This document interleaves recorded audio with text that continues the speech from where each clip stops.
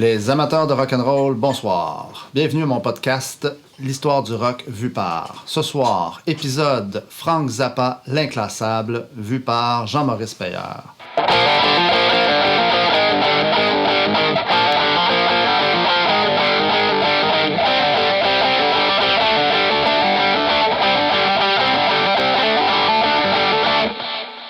On parlera des musiciens maintenant. La réputation, évidemment, de Frank Zappa est très, très, très forte. Là. On le connaît, dans le monde du jazz, on le considère comme un créateur de force, au même niveau que Miles Davis ou peut-être même, on pourrait dire, pas Count Basie, mais Duke Ellington, mais vraiment, il est considéré comme un chef d'orchestre, un compositeur de haut niveau. Donc, évidemment, certains musiciens de jazz va se retrouver dans les ensembles de Frank Zappa. Ici, on peut nommer George Duke, qui était le claviériste, Chester Thompson, Jean-Luc Ponty, qui est un violoniste classique français. Il s'est retrouvé à la fin des années 60 avec Frank Zappa, mais il a joué sur quelques albums, quelques pièces de Frank Zappa, dont le Uncle Meat. Puis, non, c'est vrai, il est sur Overnight Sensation, si mémoire est bonne. Je pense qu'il est là, sur cet album-là. Ruth Underwood, qui est une fille qui jouait des percussions, qui était virtuose, incroyable, qui a vraiment comme aidé beaucoup aussi l'aspect rythmique, puis l'aspect très percussif de la musique de Frank Zappa, ce qu'il aimait beaucoup. Évidemment, Terry Bozzio, dans cette période-là, apparaît dans le décor comme drummer virtuose. Évidemment, les compositions, c'est du fait qu'il a accès à des meilleurs musiciens. Ses compositions aussi sont plus virtuoses. Puis il propose des arrangements plus complexes, puis des périodes d'improvisation beaucoup plus longues. Donc ça devient aussi, dans ses concerts, très présent, cette approche-là dans ses compositions. Puis comme je le disais précédemment, il enregistre tout. Donc des pièces enregistrées en concert vont se retrouver sur un album, éventuellement. Donc ça fait partie un peu de sa manière de travailler. Dans les années 60, il improvise, mais le fait que des meilleurs musiciens, son jeu de guitare, puis c'est ça qui, comme je le disais avec Shake Your Booty, son jeu de guitare devient beaucoup plus personnel, beaucoup plus unique à son style. Donc, à ce moment-là, puis comment il improvise aussi, les batteurs vont avoir une influence énormément parce qu'il va laisser libre cours à l'imagination des batteurs. Puis ils vont pouvoir utiliser beaucoup plus de polyrythmie, des trucs comme ça. Puis cette interaction-là, batterie et guitare, devient très, très, très importante lors des moments d'improvisation de Frank Zappa. Puis à ce moment-là, quand ça apparaît dans ses concerts, c'est possiblement une partie du groupe reproduit ce qu'on appelle un vamp, un motif mélodique ou rythmique qui est toujours le même. Ça peut être par exemple un reggae ou ça peut être une mélodie très très simple qui se développe, qui une boucle mélodique. Puis lui, ça lui permet d'ouvrir ses improvisations, puis d'improviser avec le drummer beaucoup plus... Ouais. Puis cette interaction-là devient plus importante dans sa manière de jouer la guitare. Ensuite, il investit énormément dans l'achat d'équipements sonores pour les synthétiseurs parce qu'il travaille des albums aussi en studio, mais en tournée, il veut reproduire le plus fidèlement possible. Donc, ses claviéristes vont utiliser beaucoup de matériel que Frank Zappa utilise en studio. Donc, il va acheter énormément d'équipements. Il intègre énormément de pédales d'effet. Il modifie énormément ses guitares électriques, vraiment d'une manière très, très, très assez agressive. Là. Il va installer des effets, par exemple, un préamp à l'intérieur de la guitare, ce qui ne se faisait pas à l'époque, donc pour accentuer, par exemple, le feedback ou des trucs comme ça. Donc, c'est pour ça que c'est intéressant quand on le voit faire. C'est pas juste les notes, mais aussi c'est comment il va interagir avec les différentes potentiomètres sur la guitare pour aller chercher certains sons ou certains... T'es en train de bidouiller quelque chose. Oui. Donc, c'est bien intéressant tout ça de le voir. C'est toujours fascinant de le voir. Tu dis ça aussi, je t'amène sur la piste. Comment il dirigeait aussi, j'ai lu ça quelque part, puis tu m'as dit ça aussi la semaine passée en pré-entrevue.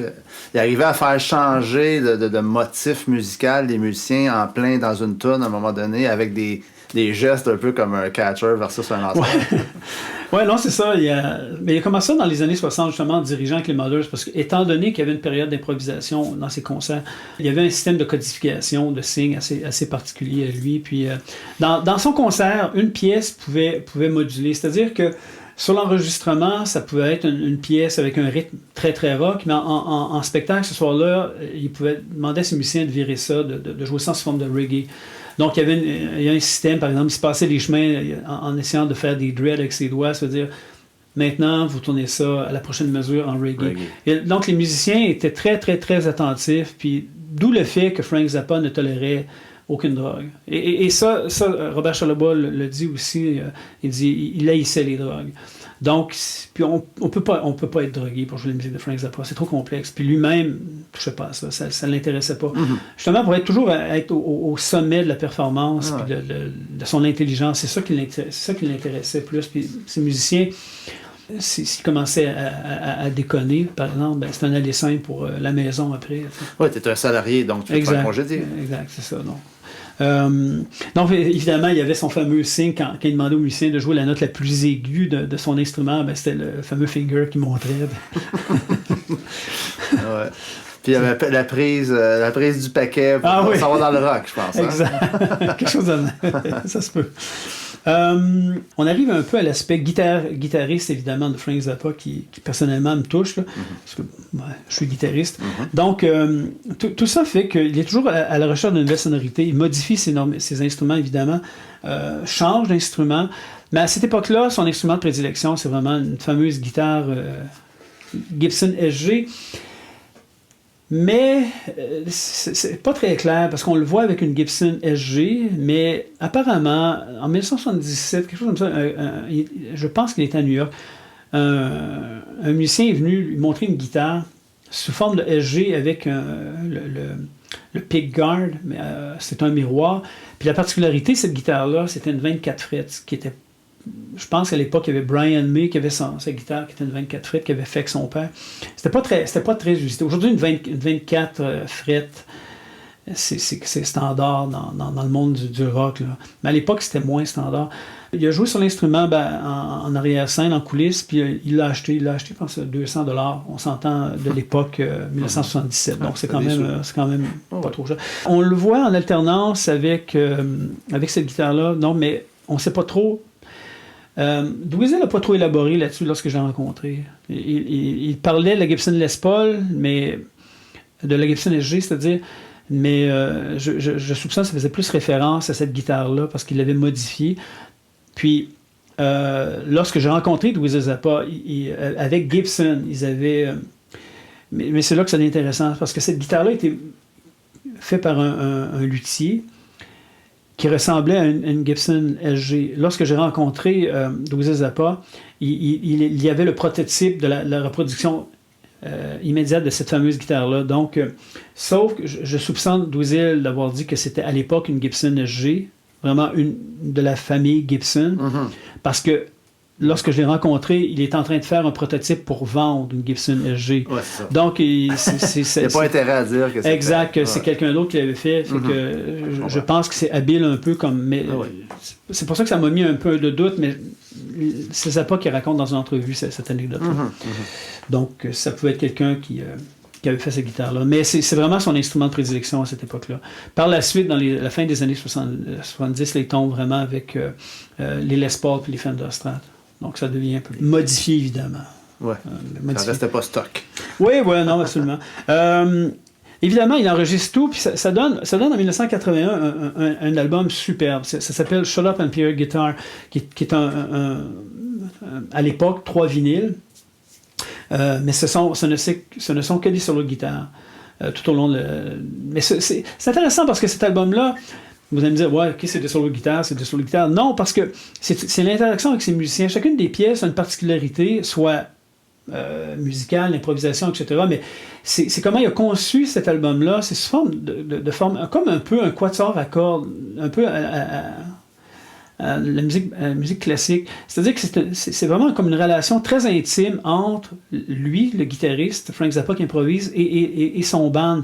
C'est pas quelque chose de grandiose. Donc, il y a vraiment comme... On appellerait ça plus proche, ça serait plus de l'ordre de la musique de chambre, par exemple, les concertos brandebourgeois de Bach, par exemple, qui était une petite formation de 5, 6, 7 musiciens, puis que c'était tout le lien entre ça.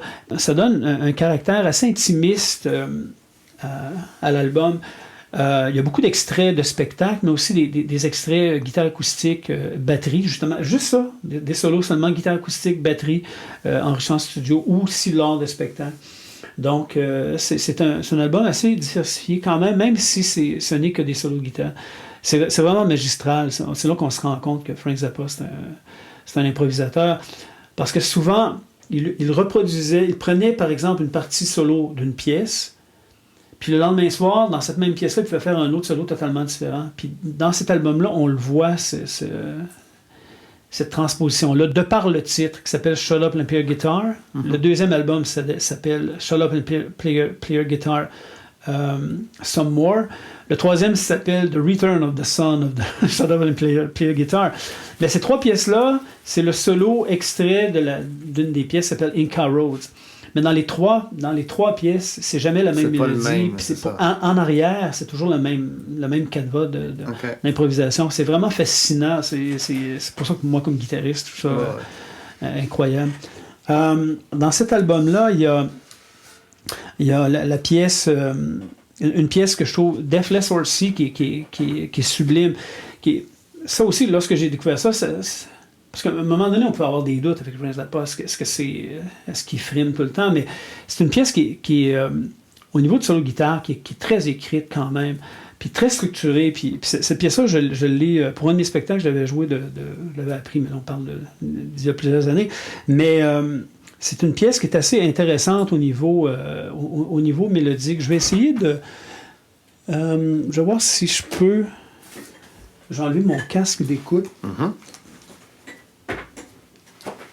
Je vais essayer de vous interpréter le début de Deathless Horsey, que ça fait des années que j'ai joué. Je vais voir si je m'en rappelle encore un peu. Mais je vais expliquer un petit peu tout le processus, comment j'imagine qu'il a conçu cette pièce-là, qui est assez intéressante. Donc, j'espère qu'on entend assez bien le... Oui, ça a l'air bon.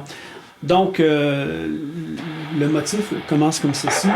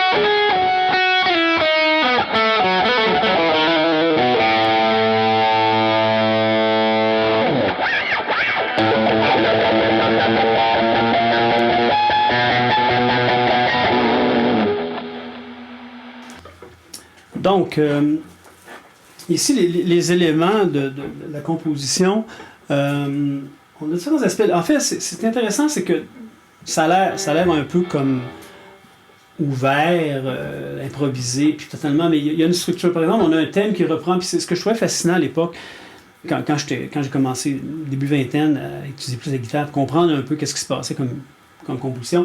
C'est vraiment l'idée du thème. Donc, le premier thème fonctionne comme ceci.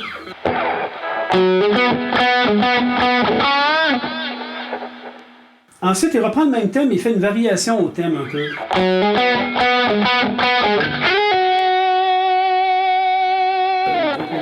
Le même thème, mais modulé un peu.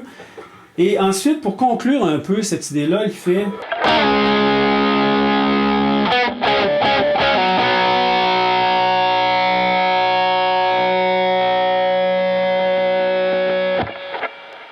Ici, ce qui est intéressant, c'est qu'il y a la présentation du thème, mais par la suite, c'est qu'il vient faire quelques accords, un accord. Donc, à l'intérieur même de cette phrase-là, il coupe le thème en deux. Et par la suite, il reprend le thème d'une autre manière, modulé encore. Donc, le thème évolue toujours. Il ajoute des éléments mélodiques à son thème pour éventuellement passer à d'autres choses. Donc, le troisième volet du thème...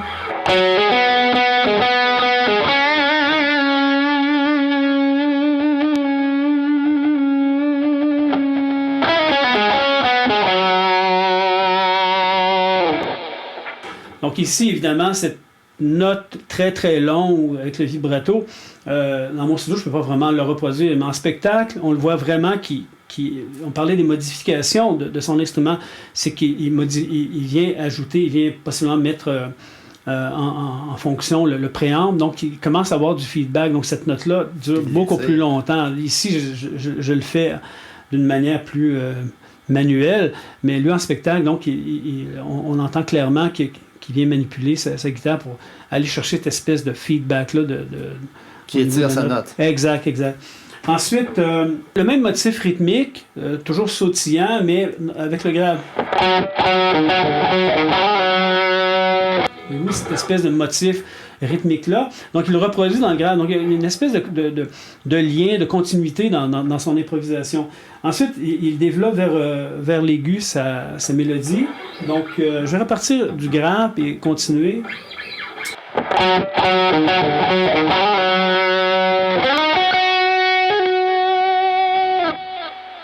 Donc, il change de plan sonore, il vient de changer de registre. Et après, on va trouver un élément polyrythmique, très caractéristique du jeu de guitare de Frank Zappa. Souvent, on a tendance à dire Frank Zappa, ça sonne un peu comme du blues. Oui, parce qu'il prend des idées de blues. Mais chez Zappa, au lieu de le faire sous forme de boucle, il évolue, il travaille une mélodie à l'intérieur de ça. Donc, on a des éléments polyrythmiques qui s'inspirent aussi des musiques extra-européennes. Par exemple, on pourrait dire, la sitar pourrait sonner un peu comme ça ici, dans ce passage.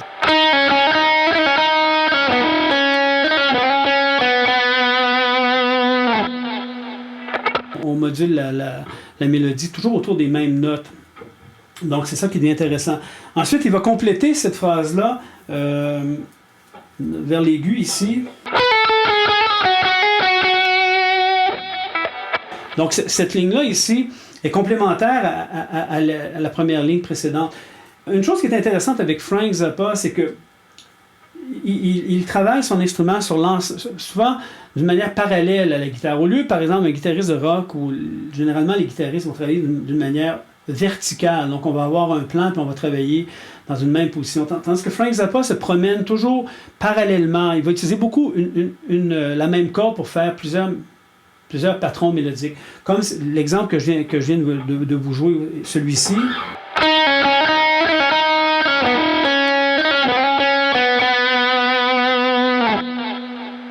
Qui se fait essentiellement sur la deuxième corde de la guitare électrique. Donc, on se promène un peu, on se déplace la main. Ensuite, il fait un élément rythmique un peu inspiré des lignes de Jimmy Page, par exemple. L'influence n'est pas de Jimmy Page, mais pour vous, ça peut aider.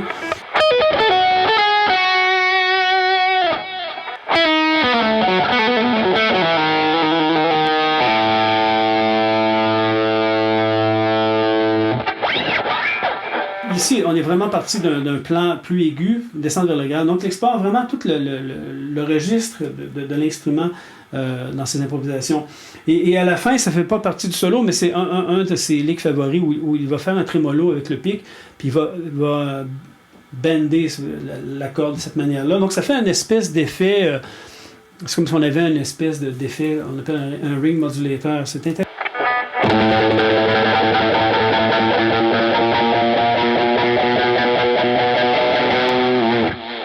Où il balaie en bendant la corde, il balaie les harmoniques de la corde se déplacent et ça donne un peu cette sonorité-là, plus on l'entend dans l'aigu. Donc, c'est assez intéressant de voir comment il exploite son instrument à cette époque-là. Donc, voilà, rapidement, ça donne un petit peu l'idée du jeu de la guitare de Frank Zappa. Tout à fait. Merci. Votre humble serviteur, quand même. Ouais. Qui a joué du Frank Zappa? Je le répète. Dans les années 70, évidemment, il y a un autre volet qui s'appelle le volet businessman de Frank Zappa qui va devenir très, très présent. Donc, le tout débute avec le conflit avec Warner Brothers, où pour des raisons de droit d'auteur, en fait, initialement, quelqu'un pourrait me dire, mais je pense qu'initialement, c'est que Frank Zappa voulait être propriétaire des masters de ses albums. Puis ici c'est une technicalité, mais ce que j'en comprends, je ne suis pas avocat non plus, mais ce que j'en comprends, c'est que la structure d'une compagnie de disques à l'époque, c'était on paie, vous entrez en studio, puis ça fonctionne encore aujourd'hui un petit peu comme ça. Donc on paie, vous allez en studio, puis étant donné qu'on a donné l'argent pour la production de l'album, les masters nous appartiennent. Exact. Donc, à ce moment-là, Frank Zappa, lui, il prétendait que, d'accord, le master, le support physique vous appartient, mais ce qui est sur le support physique m'appartient. Donc, vous ne pouvez pas faire de modifications sans mon autorisation de ces masters-là. Puis, la monnaie courante à l'époque, c'était que la compagnie de disques prenait le master et pouvait faire, par exemple, une version pour passer à la radio. Donc, on retirait le solo de guitare ou on coupait la pièce. Puis ça Frank Zappa, c'était exact. Donc, l'œuvre est dans son entièreté. Et ça créait un conflit avec Warner Brothers qui a retenu les droits d'auteur de Frank Zappa pendant 8 ans. Donc, c'est quand même sa vache à lait. C'est revenu. Mis à part, par exemple, les tournées, les royautés, c'est avec ça qu'un musicien va vivre ou un compositeur va vivre. Donc, pendant 8 ans, il n'y avait pas de droit d'auteur. Donc, il s'est retourné, puis avec sa femme... Il a commencé à faire une initiative personnelle. Dans le fond, c'est qu'il a commencé à vendre l'équipement de tournée, par exemple des programmes, des t-shirts, mais via un hotline. Donc à l'époque, c'était... Dans le fond, aujourd'hui, on achète par Internet, mais à l'époque, ça n'existait pas plus ou moins développé.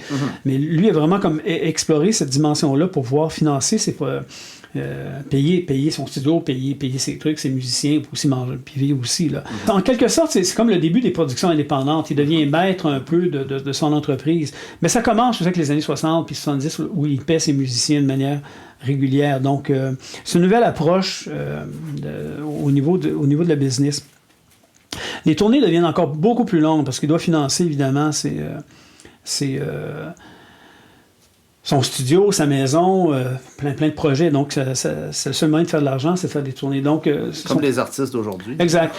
Mais lui avait quand même, à l'époque, c'est qu'il partait en tournée, puis s'il était capable d'insérer une date à l'intérieur de la tournée, il le faisait pour pouvoir, c'est une date supplémentaire. Puis, étant donné que les musiciens étaient payés sur une base régulière, vous allez faire cette semaine 4 shows au lieu de 3, par exemple. 4 spectacles au lieu de 3. Donc, il s'amusait avec ça. Puis, Dweezil Zappa a utilisé la même chose, parce que Dweezil aussi en tournée, il disait il faut être comme ça parce qu'on n'arrive pas à produire, on n'arrive pas à financer nos tournées, ça coûte trop cher. Donc, ces musiciens avec Dweezil Zappa, il y a tant de dates de prévues pour la tournée, mais à un certain moment donné, dans 2 semaines, on a une date supplémentaire à telle place, dans telle ville, puis on va la faire. Puis ces musiciens, ils acceptent parce qu'ils font partie d'un payroll, si on veut. Les auditions aussi deviennent beaucoup plus sérieuses, beaucoup plus longues. On n'auditionne pas chez Frank Zappa comme ça, toc, j'auditionne. Souvent, Frank Zappa demande à ses musiciens des références ou demande à des gens des références. Donc, pour avoir entendu le dernier batteur de Frank Zappa qui s'appelle Chad Wackerman, qui faisait partie de l'époque 1980, là, des années 80 du band, Chad Wackerman disait que son audition a duré 3 séances. Une première où il est arrivé en studio, où il a joué devant Frank Zappa, les compositions. Frank Zappa il demandait joue-moi telle pièce, tel truc comme ça. Peux-tu lire ça? Peux-tu faire ci? Donc, l'audition pouvait durer 2 à 3 heures. Ensuite, s'il passait cette étape-là, il y avait une deuxième rencontre avec Frank Zappa où là, il le mettait dans un contexte de travail en studio. Peux-tu faire ça? Peux-tu faire ça? On enregistre ici, peux-tu faire ça? Peux-tu reproduire ça? Si je te joue telle affaire, peux-tu le faire? Donc, une manière plus axée sur la création. Et le troisième volet, quand il arrivait là, c'est que là, il s'intégrait au groupe et il jouait avec les autres musiciens. Donc, là, il voyait l'interaction avec les autres musiciens, comment ça pouvait fonctionner. Donc, c'était vraiment comme... c'était assez dur comme... C'était pas standard comme manière d'auditionner. Mais il le disait. Il dit... on a répété la dernière tournée en 1988, on a répété 3 mois à 6 heures, 6 jours semaine, 8 heures par jour. Donc, pour monter la tournée. Puis quand on a commencé les répétitions, quand on a commencé la tournée, on avait à peu près une 50aine de pièces, une 60aine de pièces dans le setlist, dans la liste de tournée. Mais quand on a fini la tournée, on était rendu autour de 120, 125. Donc, il composait, puis ça changeait tous les soirs. Donc, c'était très intense. Donc, vraiment, les musiciens, mais... Sur le qui-vive. Exact, mais en même temps, ces musiciens-là, par la suite, avaient une carrière c'est l'université. Absolument. Un autre type d'audition, Tommy Mars, qui n'est pas un claviériste très connu, ceux qui connaissent pas, oui, mais moins mondain, là. Mais Tommy Mars, c'est une espèce de bébite extraterrestre absolument phénoménal. Lui est arrivé en 70, avec la tournée 77. Il est sur l'album Shaker Booty. Tommy Mars se spécialisait dans la musique lounge. Donc, souvent, il jouait dans des hôtels, puis faisait la musique lounge. Puis il disait, je connaissais à peu près 5000 chansons, puis ce que je faisais des medleys pendant que je chantais, puis j'imitais les voix des chanteurs, et tout de même, pendant que j'improvisais au piano, puis je chantais ces chansons-là. Puis, sauf que lorsqu'il auditionne, puis Frank Zappa l'a vu, puis l'a invité à venir auditionner pour son band. Sauf que pendant qu'il a fait cette audition-là, Frank Zappa avait mal aux dents, puis il filait vraiment pas. Fait qu'on fait l'audition dans la maison, parce que le studio Frank Zappa était dans la même maison. Donc, il le fait dans sa chambre, dans le salon, où il y a le piano avec eux. Puis l'audition, Tommy Mars le dit, ça n'a pas très bien été, c'était pas très bon. Puis Frank Zappa, il a donné une dernière chance. Il dit, bon, laisse-toi aller, faites quoi. Fait que là, j'ai sorti mon fameux truc du lounge. Puis là, j'ai commencé à chanter et imiter tous les chanteurs inimaginables que je connaissais. Au bout de 10 minutes, Frank Zappa hurlait de rire, puis il dit, c'est correct, je t'engage. on voit jouer Tommy Mars dans le vidéo Baby Snake. Il fait un solo sur une pièce, c'est fascinant. Il commence avec la main droite sur un clavier, ensuite il fait une autre partie à la main gauche sur un autre clavier, puis ultimement, il commence à chanter. Donc, il fait un solo à 3 niveaux. Il chante, puis les deux mains font... Ça vaut une forme. Non, c'est ça. Là. C'est comme les neurotransmetteurs fonctionnent très bien. Là. Non, c'est vraiment... Puis dans la tournée, dans le groupe avec lequel j'ai joué l'hommage à Frank Zappa, un des pianistes qui se spécialise en musique contemporaine, lorsque j'y avais montré le vidéo, il m'a dit, mais c'est qui cette bébête-là, d'où il sort? C'est qui ce malade? Non, c'est vraiment... Non. Un être à part. Exact. Donc, il y a eu beaucoup de musiciens, c'est ça, des auditions assez intenses qui ont... c'était toujours comme de musique. On peut maintenant passer à la période de 1980. Évidemment, dans cette période-là, les modes changent, tout change, il n'y a plus rien de...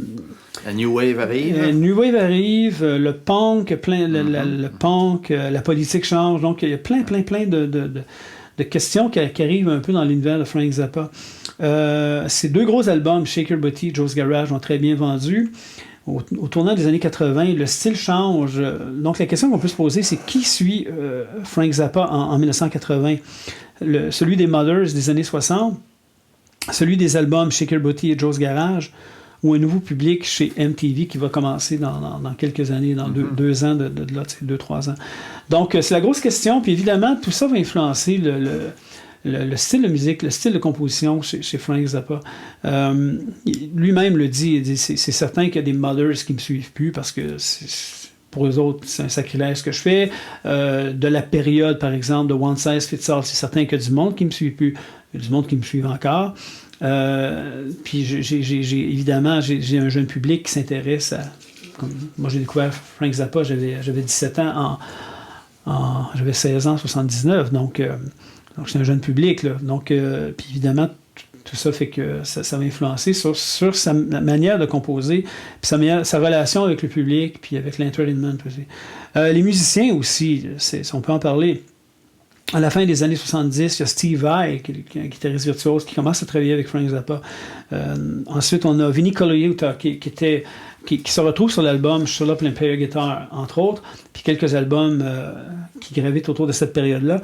Mais Vinnie Colaiuta s'est retrouvé a été le batteur pour Sting, pour le nommer un, puis aussi avec Jeff Beck. Mais après, généralement, les musiciens qui gravitent autour de l'univers de Frank Zappa se retrouvent des emplois assez aisément. Des bonnes gigs après. Des bonnes gigs après. Ensuite, on a Adrian Belew qui a été très... c'est une anecdote un peu particulière parce que Belew avait déjà une carrière quand il a commencé à intégrer le band de Frank Zappa. Il jouait déjà à Nashville. Puis l'anecdote, c'est que Frank Zappa faisait un spectacle à Nashville, demandait à son chauffeur, un chauffeur de taxi, il dit « Je peux aller voir un bon show? » Il dit « Ah oui, il y a ce gars-là qui est cool, il s'appelle Adrian Belew. » Il est là, puis il a trouvé le fun. Puis quelques mois plus tard, Zappa l'a invité à venir auditionner pour son band. Puis Belew n'est pas un virtuose dans le sens Steve Vai du terme ou ou Terry Bozzio qui peut jouer n'importe quoi, puis c'est un intuitif, mais sauf qu'il sait chanter, puis il travaille la guitare, les sonorités de guitare assez particulières. Ça, on va le découvrir par la suite, parce qu'il va travailler avec David Bowie, il va travailler avec King Crimson aussi, donc, puis les Talking Heads. Donc, c'est pour ça un peu qu'on engage Belu, c'est sa manière de traiter la guitare, de manipuler soniquement la guitare, puis je pense que c'est ça qui a intéressé Frank Zappa. Le problème, c'est qu'encore là, beaucoup de travail de préparation de tournée. Puis si tu quittes au bout de 3 mois, ben c'est une perte financière pour Frank Zappa. Puis c'est ce qui est arrivé avec Belu, parce qu'il était en tournée en Europe. Brian Eno a vu un spectacle de Zappa, puis le lendemain, il a dit il a dit à David Bowie qui était en ville, il dit va le voir, il faut aller voir sur le type, il est le fun. T'sais. Puis ça n'a pas été long que après que le volet européen de la tournée est parti, Belu s'est retrouvé sur le band de David Bowie. Donc, c'est ça. C'est comme voler à la blonde d'un chum. Ouais, Zappa ne l'a pas trouvé toujours drôle. Non, il s'est pas mal moqué de David Bowie par la suite. Il y avait coupé après. Ouais, un peu. Évidemment, Chester Thompson qui a joué avec Genesis par la suite, qui était le drummer de Genesis, et Terry Bozzio qui est comme pour les drummers une référence à cause du fameux Black Page une pièce que Frank Zappa avait écrit que Terry Bozzio interprétait. Donc, les musiciens, à ce moment-là, sont très, très de haut niveau, puis ils ont perduré par la suite.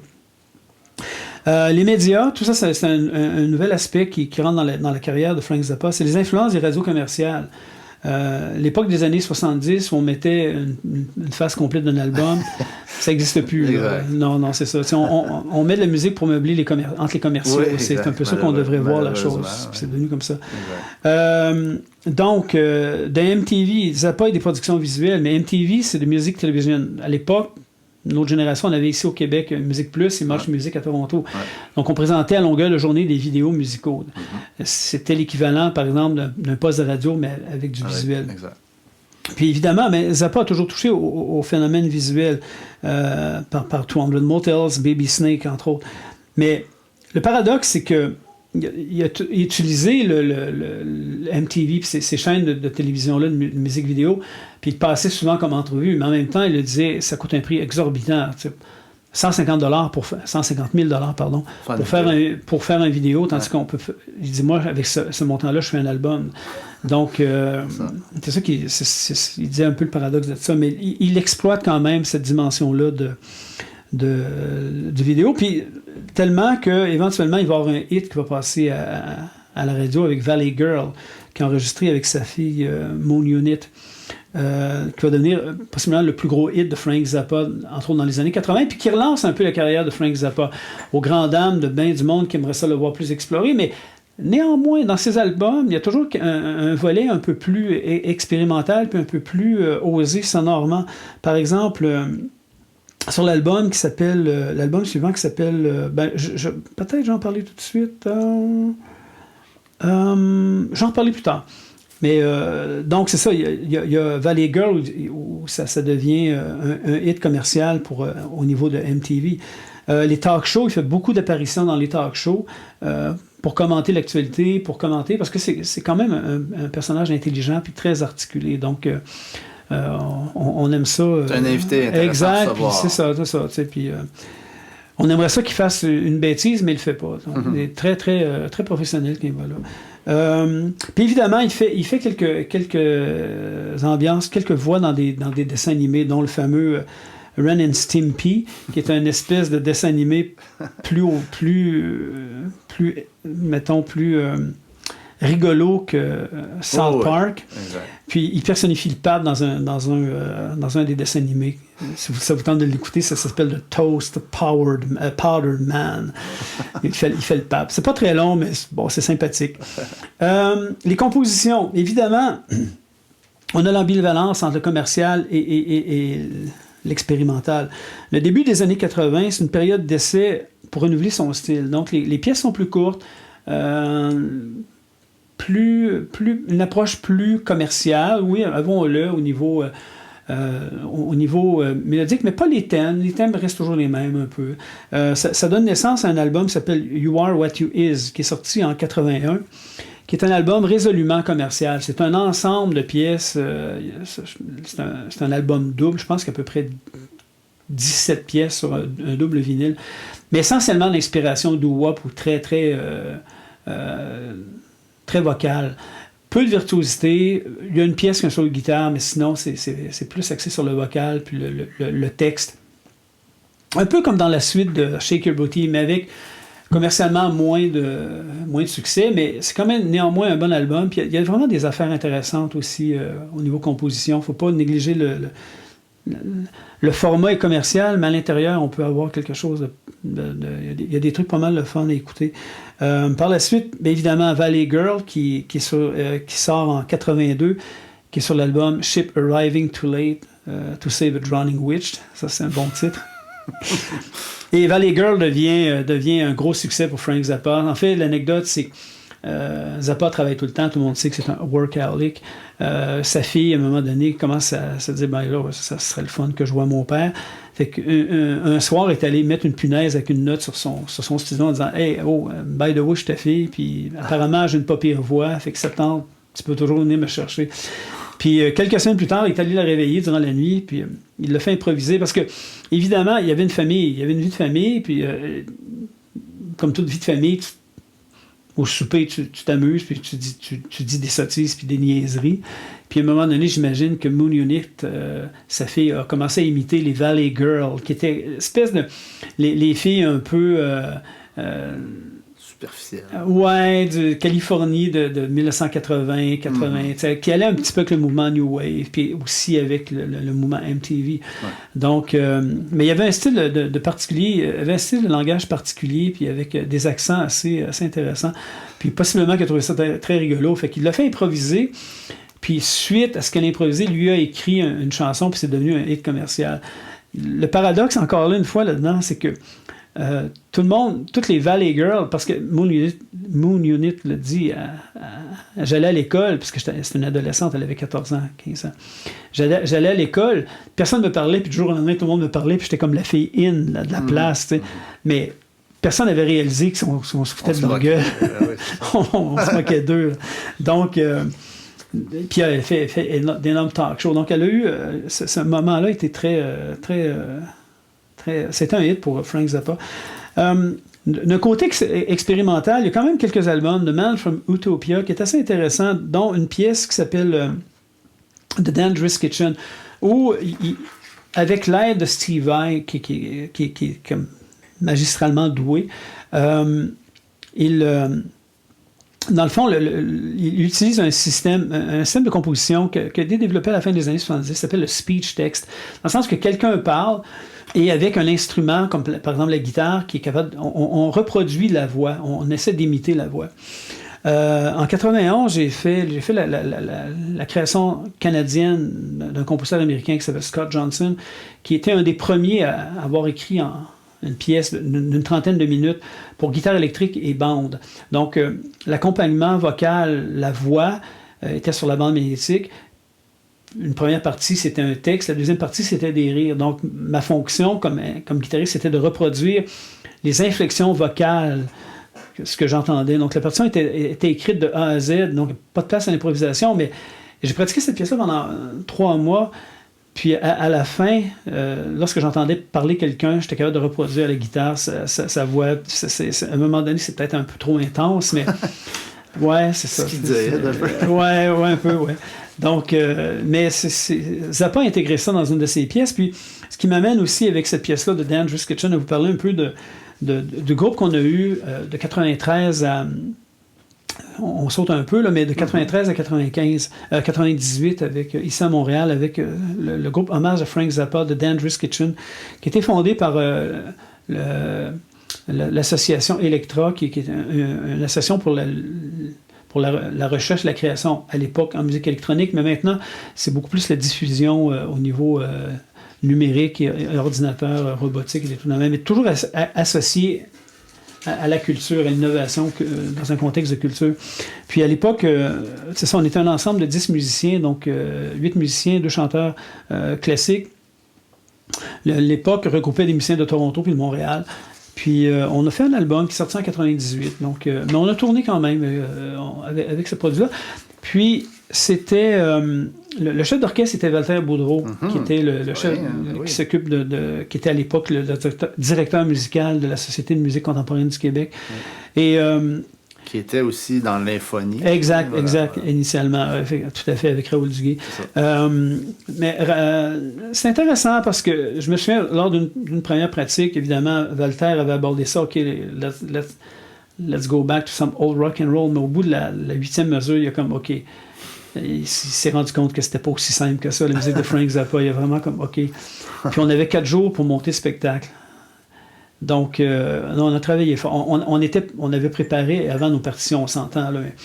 Mais c'est OK, dans 4 jours, je dois jouer ça, là. J'ai beaucoup appris dans ces 4 jours-là, je vous avoue, là. Ça aussi, c'était une bonne école. Mais c'est ça, donc c'était bien intéressant, cette période-là de Dangerous Kitchen. Puis surtout la rencontre avec les fans. On se promenait un peu partout, puis plein de fans venaient nous rencontrer.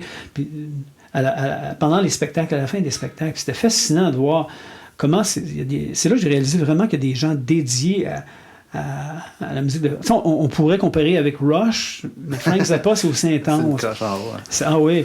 Puis une anecdote à Toronto, on faisait un spectacle, puis à un moment donné, la personne, je ne sais pas dans quel état il était, mais on l'entendait dire « I can't feel the spirit of Frank, I can't feel... » C'est un peu...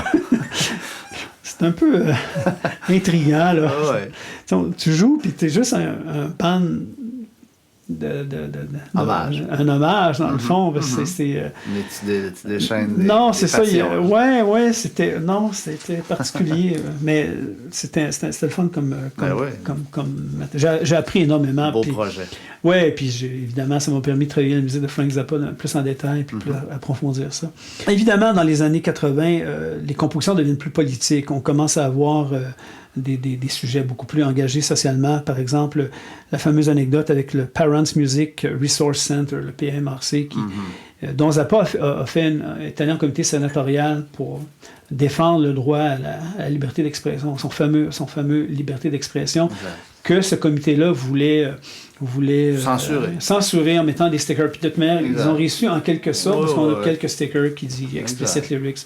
Donc, c'est pas rien. Et aussi, la droite religieuse, qui était très proche, évidemment, du gouvernement avec Reagan, qui était très proche de la droite. Donc, par exemple, avec Jim et Tammy Bakker, qui disait que le sexe, c'était le diable, mais en même temps, son mari a eu une aventure avec une prostituée. Donc, trouver l'erreur. Donc, ça a donné naissance à un très bon disque, d'ailleurs. Ben, en fait, moi, je le trouve intéressant. C'est un disque très, très, très politique. Broadway, The Hard Way. Son dernier disque, disons, appelons-le studio, en 88, ou de chansons originales. C'est la dernière fois qu'il a vraiment écrit de la musique pour Formation Rock avec cet album-là, où il traite justement de sujets sociaux comme ça, politiques, très social, très engagés. Parallèlement à ça, au niveau exploration, il y a vraiment des choses de fun. Il découvre le Synclavier, qui on pourrait dire aujourd'hui le premier ordinateur. C'est un échantillonneur sonore où on enregistre des sons, puis à l'intérieur même d'une machine qui reproduit numériquement le son enregistré. Parce qu'avant, c'était sur bande magnétique. On pense au Mellotron, par exemple, qui était dans le fond des sons de flûte enregistrés, mais sur bande. Mais le Synclavier ouvre une porte d'entrée beaucoup plus grande pour la création musicale. Et il exploite énormément cet instrument-là, qui va devenir finalement son instrument beaucoup plus que la guitare. Puis il sort en 1986 un excellent disque qui a gagné encore là, trouver l'erreur. Gagné le Grammy du Best Rock Instrumental Album. Et c'est loin d'être rock. C'est vraiment de la musique contemporaine, comme Zappa aime le faire. Et même le titre n'a pas de rapport. Jazz from Hell n'a pas de rapport avec le jazz. La seule chose analogique qu'on pourrait dire dans l'album, c'est un solo de guitare, de guitare qui est très bon, qui s'appelle Saint-Étienne. Mais c'est un disque qui vaut la peine d'être écouté si vous aimez les choses un peu... plus proche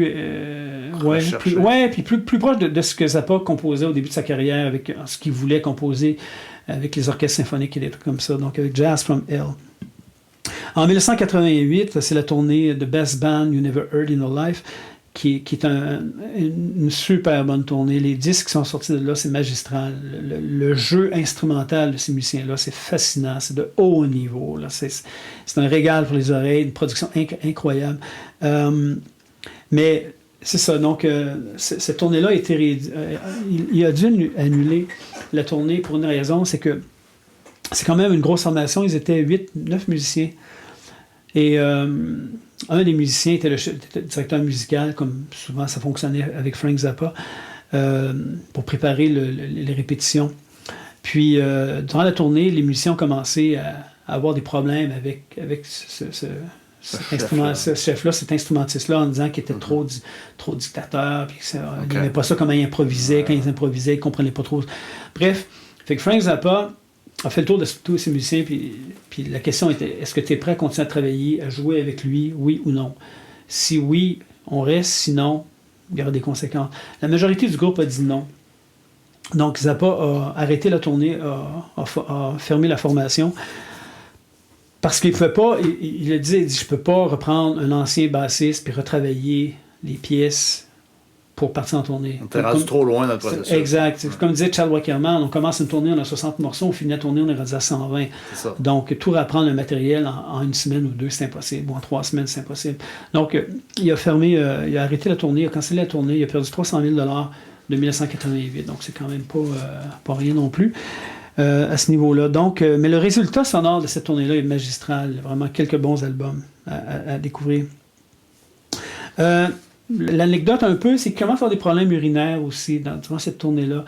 Puis c'est peut-être ça aussi on présuppose qu'il aurait échappé, parce qu'il ne l'a pas vu venir, le fait qu'il y avait une tension dans le groupe, ou en tout cas, il n'en a peut-être pas tenu compte comme il aurait dû, comme un vrai band leader aurait dû le faire à la source. Mais il commençait à avoir des problèmes urinaires, donc peut-être que peut-être que ça il y avait d'autres choses qui le traitaient. Oui, puis c'est pas banal, là. Tu vas y arriver. Oui, j'y arrive. Voilà. Ouais. À partir de ce moment-là, il flirte un peu avec l'idée de la présidence américaine, mais pas 88, parce qu'en 88, c'est encore le gouvernement républicain avec George W. Bush, qui est un ancien du CIA, puis ça, Zappa l'a toujours trouvé comme... On a eu un prêtre, puis maintenant, on a un espion au gouvernement.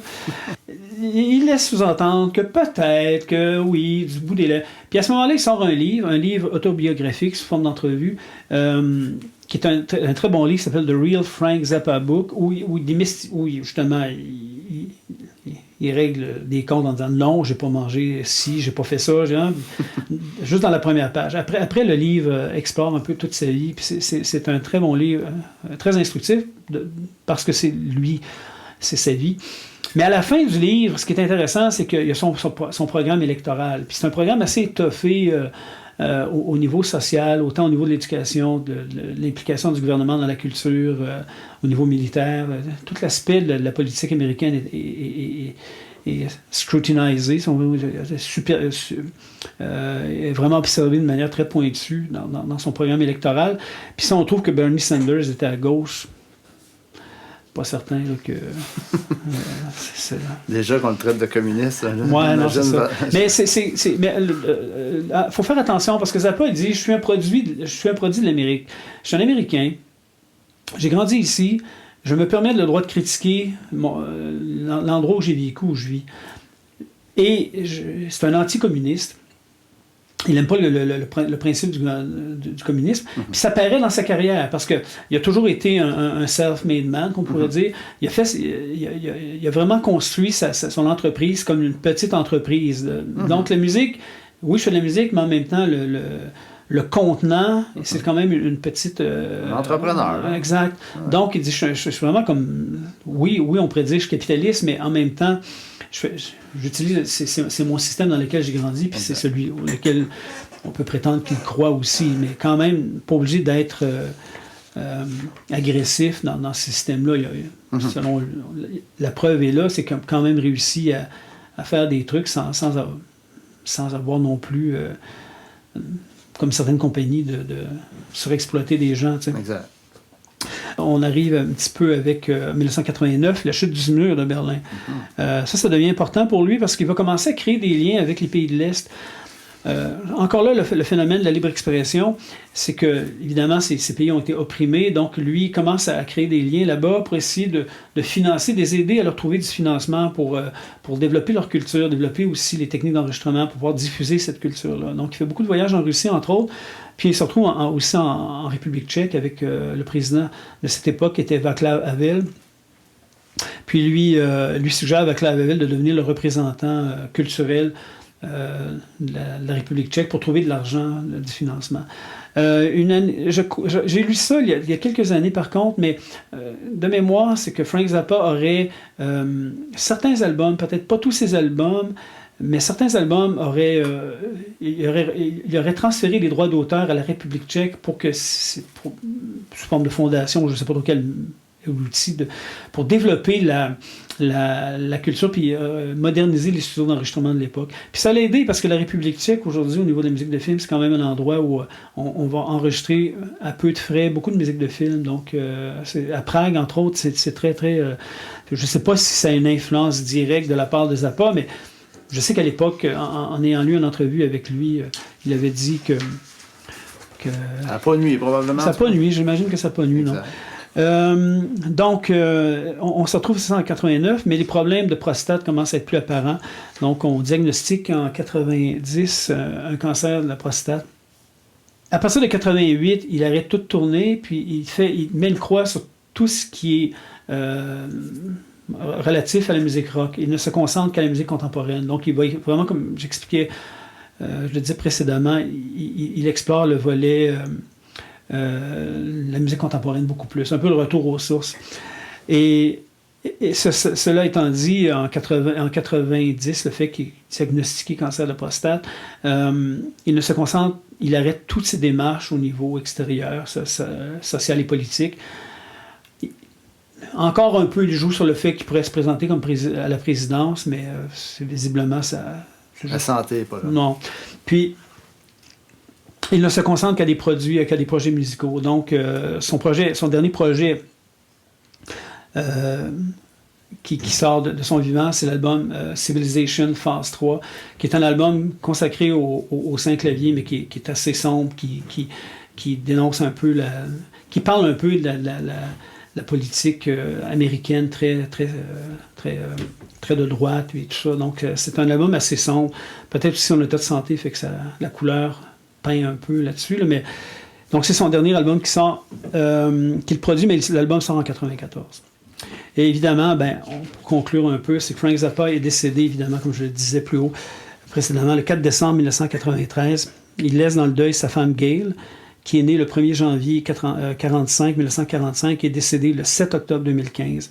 Et ses 4 enfants, soit Moon, qui est né le 28 septembre 1967, Dweezil, qui est né le 5 septembre 1969, Ahmet, qui est né le 15 mai 1974, et Diva, sa plus jeune fille, qui est née le 30 juillet 1979. C'est qui met fin un peu à l'univers de Frank Zappa. Voilà. Question pour toi, puis on pourra le couper. Zappa, c'est d'origine... je comprends qu'il est né aux États-Unis, mais... Origine italienne. Italienne? Oui. Oui. Je ne sais pas si ses parents sont des... Mais je pense que ses parents sont italiens. Okay. Je pense que le grand-parent de Frank Zappa était italien. J'avoue que j'ai pas... mais sinon, c'est d'origine italienne. Curiosité. J'enchaînerais... comme tu es un guitariste émérite, j'aimerais ça te sortir mon top 5 de mes guitaristes préférés. Et tout le monde le sait, là, je suis pas musicien du tout, mais bon, je suis un grand fan de musique rock, puis depuis que je suis tout petit, j'ai eu quelques grandes idoles. Tu as souvent des guitaristes. Fait que je veux t'entendre, je vais t'en nommer un par un. Mm-hmm. En fait, je vais t'entendre sur ton commentaire, puis on va enchaîner comme ça. Okay. Mon premier, qui est mon premier idole quand j'étais plus jeune, en fait, il y a eu un avant ça, c'était Ace Frehley, mais je veux pas parler d'Ace Frehley. Allons-y avec Jimmy Page. Qu'as-tu à dire sur Jimmy Page? Jimmy Page, c'est Page. Il a tout inventé, le rock metal, le hard rock, l'attitude... qualité musicale exacte, musicien de studio, exact. compositeur exact. En France aussi, il a joué sur des albums de Sylvie Vartan et de Johnny Hallyday. Dans les années 68, juste avant la fondation de Led Zeppelin, à un moment donné où il allait souvent en studio à Paris, puis les Français aimaient beaucoup le son anglais, donc ils invitaient des musiciens anglais à venir jouer en France. Non, Jimmy Page, puis comme compositeur, le gars, il a écrit Stairway to Heaven, il a écrit Kashmir, il a écrit Nobody Falls But Mine. Non, c'est ça. Donc, c'est comme, un peu un autre. Ouais. OK. Respect, Jimmy Page. C'est un grand. Il fait partie de mon top 5. Ah oui, toi aussi? Ouais, cool. Ouais. J'écoute David Gilmour. Ah, Gilmour. Ben, évidemment, c'est un autre qui a gravité en France. Il parle un excellent français. J'ai entendu ça récemment, sur le 50e de Dark Side of the Moon. J'ai entendu une entrevue, puis Colin. Il parle très bien français parce qu'il a vécu 2 ans en France. Okay. Non, Gilmour, c'est M. Tone, c'est rien d'autre à dire là-dessus. C'est très mélodique. Oui. Encore là, une recherche de sonorité. Puis musicalement aussi, les productions, parce que dans Pink Floyd, on sait que à partir de Animal, Animal, c'est Roger Waters qui prend le contrôle un peu plus, mais sans Gilmour, pas certain que Waters aurait réussi ce qu'il voulait faire. Ouais, Animal semble, parce que c'est Gilmour au niveau de la production qui a beaucoup d'oreilles. Non, c'est un musicien très très fin. Puis évidemment, comme guitariste, quel ton. L'atmosphère aussi. Moi, la chair de poule, c'est plusieurs tonnes. C'est ça, à la bonne place. Oh, exact. Exact. OK, on aurait pu imaginer d'autres choses, mais déjà ça, c'est top. Là. Tout à fait. Non, Gilmour, pas ça, ouais. Un troisième que j'aime beaucoup, un Canadien, Alex Lifeson. Ben, Alex, ouais. Souvent, les gens vont dire « Ah, Alex Lifeson, c'est le moins bon de la gang. » Mais en même temps, il y a quelque chose de humble dans Alex Lifeson, parce que justement, pour un band fonctionne, ça prend le noyau, les électrons gravitent autour. Puis Alex, pour moi, c'est un peu ça. Comme guitariste, un excellent guitariste. Il y a un son particulier, un phrasé à lui particulier. Mais souvent, on compare, ouais, mais il est moins bon que Neil Peart ou Geddy Lee. Mais en même temps, ces deux-là sont tellement gros que si lui s'est dit du jour au lendemain, moi aussi, je suis capable, comme beaucoup de bandes font, ça marche pas. Puis, comme je dis, il y a une certaine humilité dans son travail où... Quand c'est mon highlight, je le prends. Mais le reste du temps, ma fonction, c'est que c'est eux autres, ça marche. Hein. Exact. Et que s'il n'est pas là, pas sûr que Rush aurait été aussi loin. Exact. Puis, dans le processus de composition, c'est Alex Lifeson qui sortait les riffs. C'est pas Geddy Lee. Il signe toujours la musique Geddy Lee, Lifeson. Mais la fonction d'Alex Lifeson, c'est de sortir les riffs. Puis Geddy Lee disait Alex n'est pas capable de mettre les riffs ensemble. Il sort des riffs. Okay. Moi, j'ai mis ensemble. Je les assemble. Puis Neil écrit les textes. C'est encore là, un peu comme Frank Zappa, il y a une organisation du travail très, très précise qui fonctionne. Le modèle fonctionne. Non, puis John Petrucci a parlé d'un accord, je peux vous le dire, mais en même temps, il y a un accord que Alex Lifeson fait souvent dans ses pièces. Puis on a appelé le fameux accord de Hendrix, le 7 dièse 9. C'est l'accord d'Hendrix. Quand on enseigne les guitares, on dit ça c'est l'accord d'Hendrix. Puis tout le monde sait c'est quoi.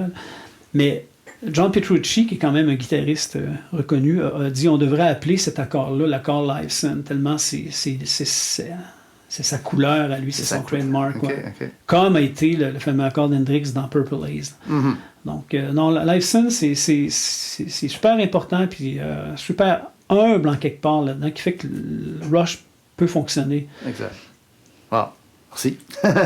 Moi, en fait, juste compléter, Alex, il y a certains leads de guitare qui sortent là, nulle part. Là, encore la chair de poule, j'en ai en tête. Puis il y a un son unique. Exact. On l'identifie, ce qui n'est pas le cas. Il y a beaucoup de bons guitaristes, mais Alex Lifeson a sa manière de phraser, sa manière de jouer les notes, puis un peu comme Zappa. C'est unique à lui.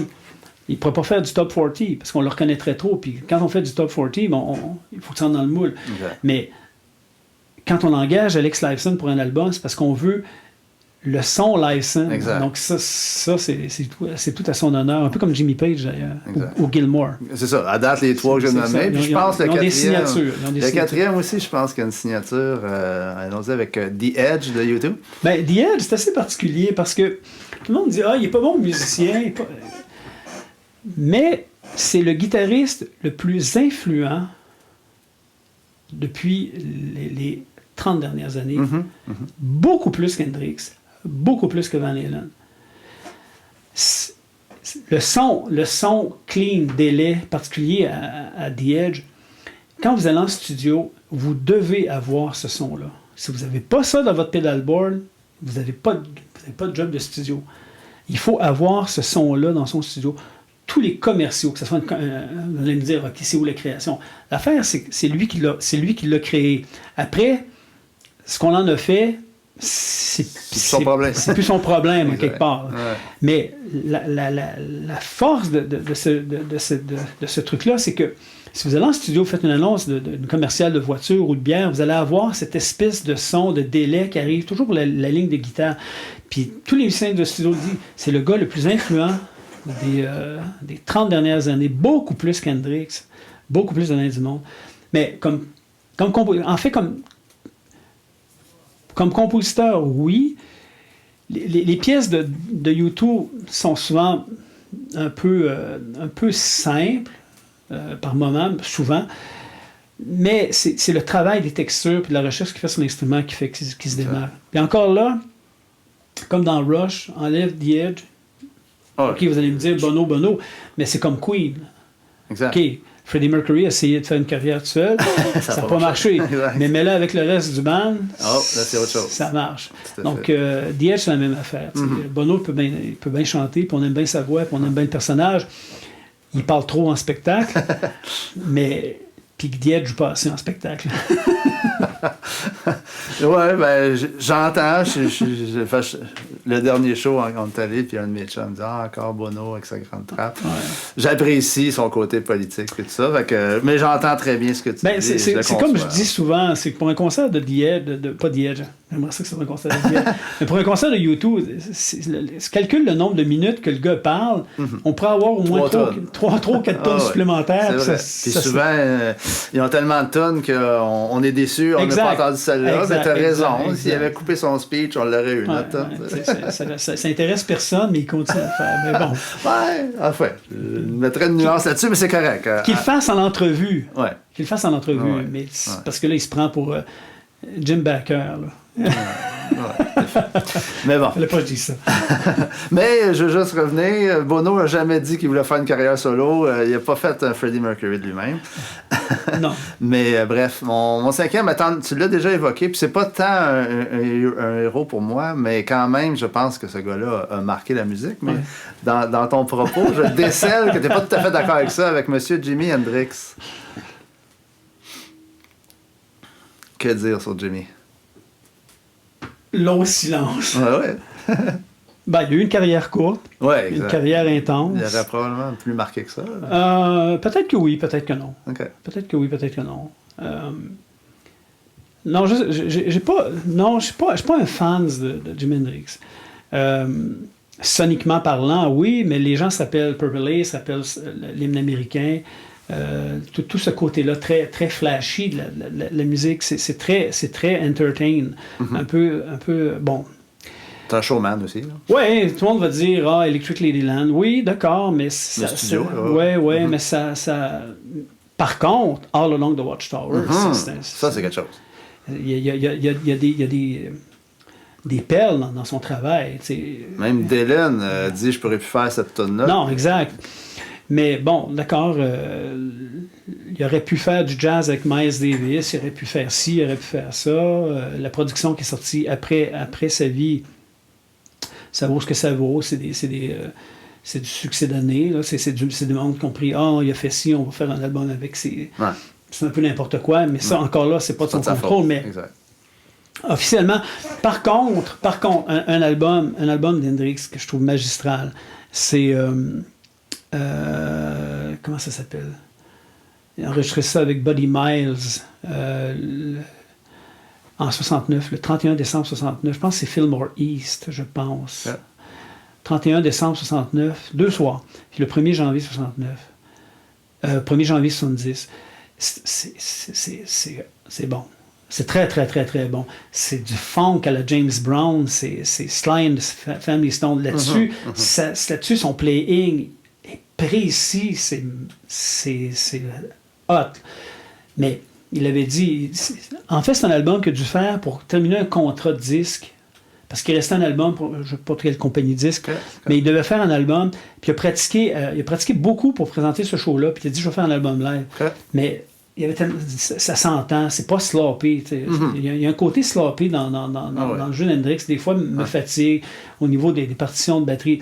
Je sais que Mitch Mitchell est revenu par la suite, finir la carrière avec Hendrix. Mais sur cet album-là, Buddy Miles, c'est très, très, très bon. C'est vraiment un bon disque. Je pense que c'est ça, c'est Fillmore East. Là, ça fait longtemps. Là. Ouais.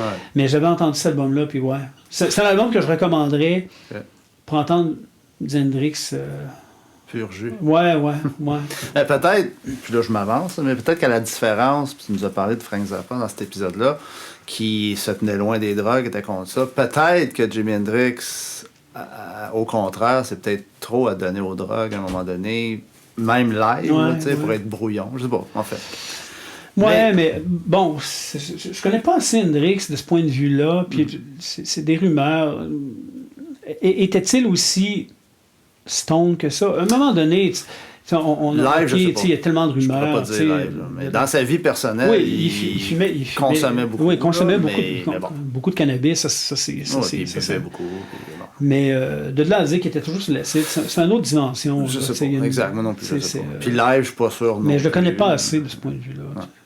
Mais quand même, c'est je vais dire contraire, mais c'est dissonant par rapport à ce que les guitaristes en général vont dire de Jimi Hendrix, ce que tu dis là. Ouais. C'est bien correct, c'est ton opinion. Vu que c'était pas tout à fait mon cinquième, on va me permettre un cinquième. Un officiel? Ouais, Steve Hackett, c'est Genesis. Ah, Steve Hackett, ouais. Ça m'a pris du temps avant de...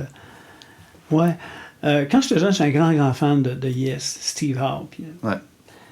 Mais aujourd'hui, ils ont fait un band ensemble, d'ailleurs. Oui, mais GTR, bon, c'est ça. C'est quelque chose. Mais bon, ouais. C'était commercial. Ouais. Mais Hackett, de l'époque, la grande époque Genesis, il y a quand même des envolées guitaristiques. Oui, Third of Fifth, c'est magistral. Non, Steve Hackett, c'est que ça m'a pris du temps avant de... Ben, en fait, je le savais, tout le monde le savait que Steve Hackett était bon et qu'il savait jouer, mais c'était pas flamboyant comme un gars comme Steve Howe, un autre guitariste, ou Robert Fripp, par exemple, de King Crimson. Mais j'ai vu, c'est ça. Puis je l'ai revu par la suite en tournée 2 fois. Puis j'ai commencé à suivre, mais c'est vraiment un gars qui, au niveau technique, il est très, très, très, très... il a bien vieilli, tandis que Steve Howe, je le regarde aujourd'hui... Je sais pas ce qu'il fait aujourd'hui. Il fait Yes encore. OK, ouais. Fait ses affaires, fait Yes, mais même dans son playing avec Yes, c'est jamais... c'est pas précis. C'est brouillon un peu. Tandis que Steve Hackett, parler français, c'est toujours sa coche. Tout le temps. Puis son album Please Don't Touch. Si vous n'avez pas ça dans votre... Tout bon fan de prog, c'est pas ça dans son album. J'ai pas ça. OK. Ça sorti quand, ça? Tout de suite, l'album après qu'il a quitté Genesis en 78. Ouais. Il y a eu... And Then They Were Three. Ça, c'est... en fait, lui, il était parti. Oui, mais c'est l'album Will and Woodring. Oui, c'est ça, exact. En 78. Après Trick of Tail. Exact. Ouais. Puis il avait sorti son premier disque, Voyage of the Acolyte, en 76, 75. Puis 78, c'est son premier disque solo avec Phil A. Hart, le drummer de Kansas. Comment il s'appelle le chanteur de Kansas? Steve lui, là. Puis Richie Evans qui vient chanter 2 chansons. Puis Richie Evans, c'est tellement ça. Non, il faut avoir cet album. Mettre ça dans ma liste de choses à me procurer. Un cadeau de Noël. Please Don't Touch. Puis je pense que c'est réédité, on peut le trouver. On peut le trouver. Mais il faut vraiment avoir ça dans cet album-là, je l'ai écouté. Il en a probablement joué parce que je suis allé, moi aussi, il passe souvent à Maisonneuve, à Place des Arts. Il revient d'ailleurs, je pense, à l'automne encore. Mais quand la dernière fois que je l'ai vu, c'est il y a 2 ans, moi aussi. Un peu plus, il avait fait une pièce de cet album-là. C'est la tournée qui avait fait Spectral Mornings, principalement. Puis c'est surtout son disque qu'il a mis sur la map, Spectral Morning. Il fait beaucoup cet album-là, puis c'est l'album après. Mais il avait fait une pièce justement la chanson de Rich Evans, qui est très belle, une belle ballade. Moi qui n'aime pas les ballades, là. Mais c'est d'autres choses. Non, c'est d'autres. C'est pas vraiment une vraie ballade, mais c'est un tempo lent, disons. Mais il fait pas beaucoup de cet album-là, non. Il fait pas beaucoup de trucs de cet album-là. C'est sûr qu'il fait beaucoup de Genesis, c'est ce qu'on oui, mais même dans son volet solo, il va faire plus... Spectral Mornings, The Defector après. Mais cet album-là, non, mais ça, c'est vraiment fort voir ça. C'est ton album. Ah ouais. Ben écoute, merci beaucoup. Mais bienvenue, ça me fait plaisir. Écoute, c'était toute une présentation sur Frank Zappa. Je pense qu'on aura du matériel pour faire 2 épisodes. Puis ça. C'est possible. On s'organisera au montage, on regardera ça. Mais merci beaucoup, Jean-Maurice. Ça m'a fait plaisir, Serge, merci de m'avoir invité. C'était très intéressant. Puis tu me disais l'autre fois, peut-être qu'on aura un autre épisode. On regardera. Là, mais tu avais une idée, je ne l'évoquerai pas là, des coups que ça ne se fait pas, mais tu avais une bonne idée aussi l'autre fois. Oui, peut-être, on verra. On verra. Le temps que tu disposes exact. Merci beaucoup. Ça m'a fait plaisir. Merci à toi. Bienvenue. Plaisir.